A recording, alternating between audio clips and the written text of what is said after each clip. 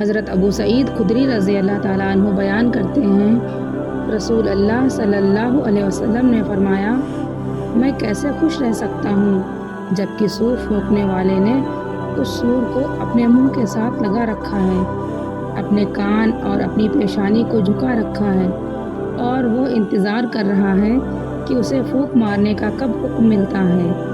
صحابہ کرام رضی اللہ تعالیٰ عنہ نے عرض کیا، اللہ کے رسول، آپ ہمیں کیا حکم فرماتے ہیں؟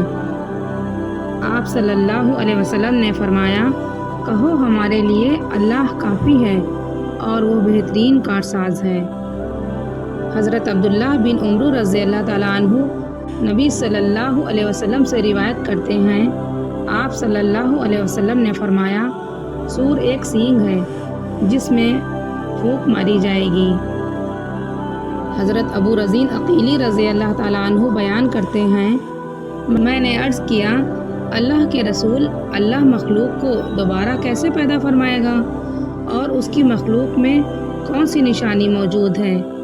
آپ صلی اللہ علیہ وسلم نے فرمایا، کیا تم کبھی اپنی قوم کی خشک و سخت وادی سے گزرے ہو؟ پھر تم وہاں سے دوبارہ گزرتے ہو تو وہ سرسبز و شاداب لہلہا رہی ہوتی ہے۔ میں نے عرض کیا، جی ہاں۔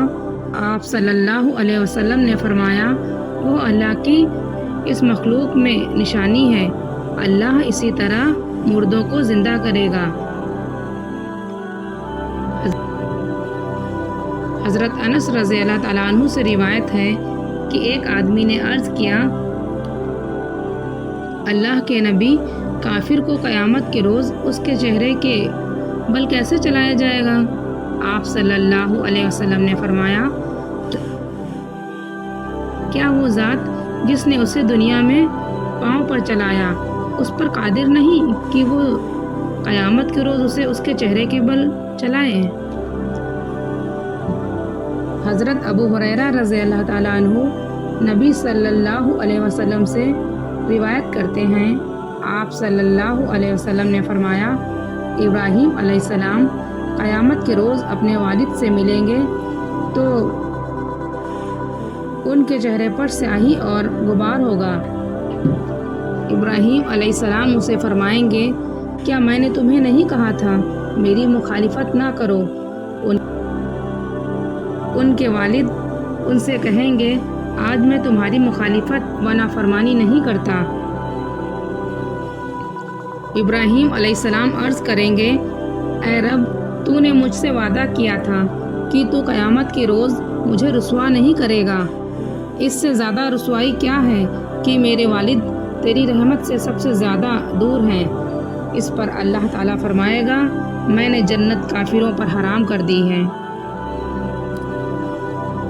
حضرت ابو ہریرہ رضی اللہ تعالیٰ عنہ بیان کرتے ہیں، رسول اللہ صلی اللہ علیہ وسلم نے فرمایا، قیامت کے روز لوگ پسینے میں شرابور ہوں گے، حتیٰ کہ ان کا پسینہ زمین پر 70 ہاتھ تک پھیل جائے گا اور وہ ان کے منہ تک ہوتا ہوا ان کے کانوں تک پہنچ جائے گا۔ حضرت مقداد رضی اللہ تعالیٰ عنہ بیان کرتے ہیں، میں نے رسول اللہ صلی اللہ علیہ وسلم کو فرماتے ہوئے سنا، قیامت کے روز سورج مخلوق کے قریب ہو جائے گا اور لوگ اپنے اعمال کے مطابق پسینے میں ڈوبے ہوں گے۔ ان میں سے کسی کے ٹخنوں تک ہوگا، کسی کے گھٹنوں تک ہوگا، کسی کے آزار باندھنے کی جگہ تک اور بعض کے منہ تک ہوگا۔ اور رسول اللہ صلی اللہ علیہ وسلم نے اپنے ہاتھ سے اپنے منہ کی طرف اشارہ کیا۔ حضرت ابو سعید خدری رضی اللہ تعالیٰ عنہ بیان کرتے ہیں، میں نے رسول اللہ صلی اللہ علیہ وسلم کو فرماتے ہوئے سنا، ہمارا رب قیامت کے روز اپنی پنڈلی ظاہر کرے گا تو ہر مومن مرد اور مومنہ عورت اس کے لیے سجدہ ریز ہو جائیں گے۔ صرف وہی باقی رہ جائے گا جو دنیا میں ریا اور شہرت کے خاطر سجدہ کیا کرتا تھا۔ وہ سجدہ کرنا چاہے گا لیکن اس کی کمر تخت بن جائے گی اور وہ سجدہ کے لیے جھک نہیں سکے گی۔ حضرت عدی بن حاتم رضی اللہ تعالیٰ عنہ بیان کرتے ہیں، رسول اللہ صلی اللہ علیہ وسلم نے فرمایا، تم میں سے ہر ایک کے ساتھ اس کا رب کلام فرمائے گا، اس کے اور اس کے بندے کے درمیان کوئی ترجمان ہوگا، نہ کوئی حجاب ہوگا جو اسے چھپا سکے۔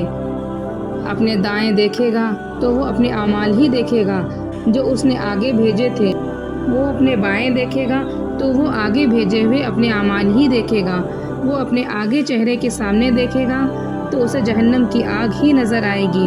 تم جہنم کی آگ سے بچو، خواہ کھجور کی ایک ٹکڑے ہی کے ذریعے ہو۔